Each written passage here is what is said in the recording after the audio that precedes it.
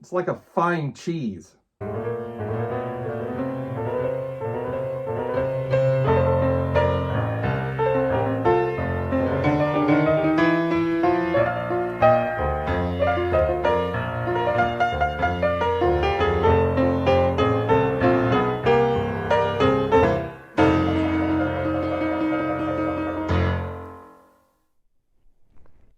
Why, hello everyone, and welcome back to Ask a Raccoon.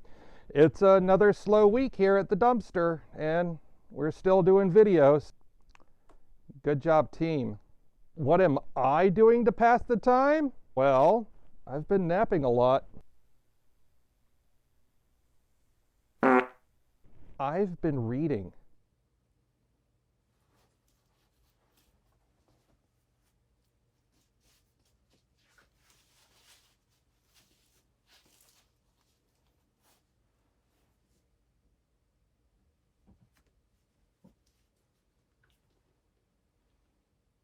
And watching Saturday morning cartoons, just like we did in the 90s.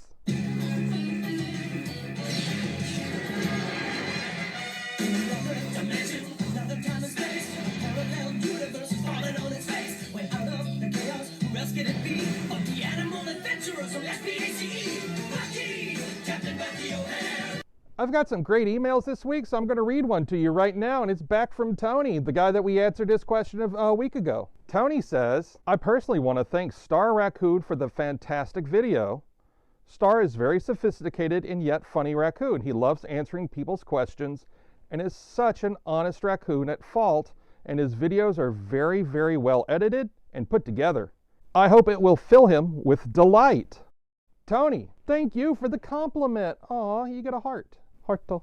Tony, one of the great things about YouTube and doing Ask a Raccoon is I've been able to answer people's questions, and hopefully people have been finding it humorous. I'm really glad that I'm hitting the mark and that you enjoy the content.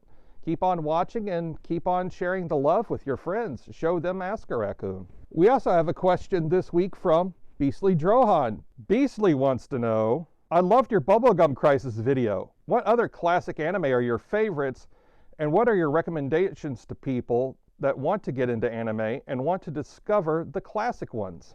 Beastly, thank you for the question. Oh, geez, that's a rabbit hole in and of itself there, Mr. Drohan. Beastly, I just went into my anime collection and pulled out just a couple of the oldies that you may want to look at. These are just suggestions, and if you've already seen them or know something about them, don't be afraid to tell us. I touched briefly on this during my Beastars video. That's called Rama 1/2. It's a gender comedy done by Rumiko Takahashi. It's about a young boy and his father, who, when splashed with cold water, turn into a busty young girl and a giant panda. It's a curse. And throughout the whole of the series, Rumiko Takahashi plays off the ideas of gender roles and using those elements for comedic value. It's really hard to explain Ranma without showing a little bit of it, and I just don't have the time for it. So I would recommend, if you get the opportunity, see if you can get on YouTube and find a trailer for Ranma 1/2. One anime, Beastly, that a lot of people have gotten into and sincerely love is called Cowboy Bebop, done by Shinichiro Watanabe. It's the story of two bounty hunters going through space and their misfortunes and their fortunes catching quarry. It's done to a really hip soundtrack by Yoko Kanno and performed by her band, The Seatbelts. It's action-packed, it's thrilling, and there's a lot of musical elements to it. I know a lot of people love this, and myself included. So if you get the opportunity, you may want to check out Cowboy Bebop. Now understand before I begin, this one is not kids stuff. This is Neon Genesis Evangelion, done by Hideaki Anno. Evangelion is, for lack of a better term, one of the typical giant robot animes from Japan. Ooh, almost dropped it. This is the story of Shinji Ikari and how he has to get in the damn robot. The series itself has many religious overtones, not just monotheistic, but multi-deity.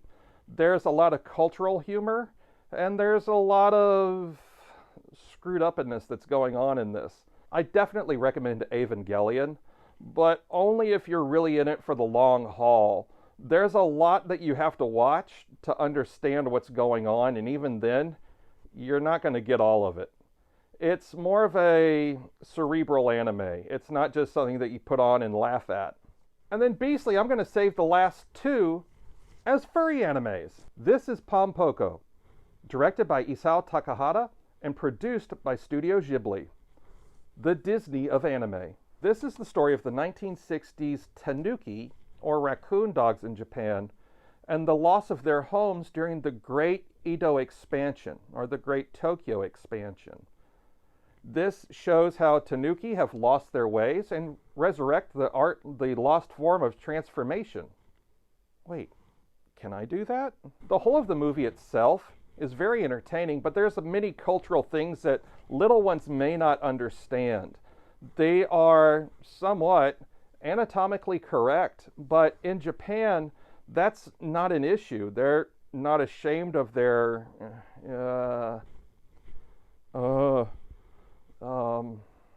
rated PG. And the best, I say for last, Samurai Pizza Cats. Produced in America by Saban Entertainment. Samurai Pizza Cats are the story of three cats that run a pizzeria and are superheroes by day. Funny thing with this series is it's performed so poorly in Japan that Tatsunoko, when it was bought by Saban for entertainment in America, had lost, burned, or simply didn't ship the scripts. So Saban had to go out and hire Japanese-speaking people to watch the series to tell them what's going on. And for the most part, they decided, screw the script. We'll do it ourselves. And there's a lot of 90s cultural humor in here that's very entertaining, but also very dated. But it involves pizza cats. And to some extent, there's also very little editing that's going on in the series. Give it a whirl, see what you think.